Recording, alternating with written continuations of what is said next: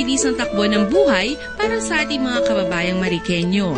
Lalong-lalo na sa isang abalang lugar tulad ng Bayan-Bayanan Avenue sa Barangay Concepcion 1 kung saan ang mga araw na lumilipas ay nagsisimula at natatapos na parabang mga kabanata lamang sa pahina ng kasaysayan. Ngunit ang araw na ito ay natatangi sapagkat sa pagkakataong ito, ang ama ng lungsod ng Marikina ay lalabas mula sa 4 na sulok ng Marikina City Hall at bibisitahin ang mga mamamayang kanyang pinaglilingkuran upang gampanan ang pagiging isang hands-on mayor.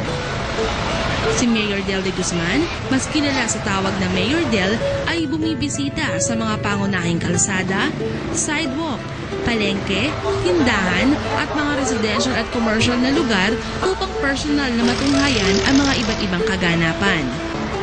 Sa kanyang paglilibot, kanyang inoobserbahan ang daloy ng trapiko, ang kalinisan at kaayusan ng mga kalsada at disiplina na talaga namang sa kinatagal-tagal na ay tatak Marikenyo.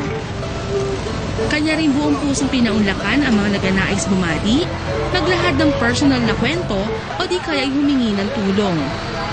Ngunit kanya ring ipinakuna ang mga bagay na kailangang iwasto. Ika nga, pagtapik sa mga anak na may nagawang mas maaaring ipagbuti. Bagamat sandali lamang, ngunit tunay ngang ang paglilibot na ito ni Mayor Del ay nagbibigay ng pag-asa at inspirasyon sa mga mamamayan ng Barangay Concepcion 1, ultimo sa lahat ng Marikenyo.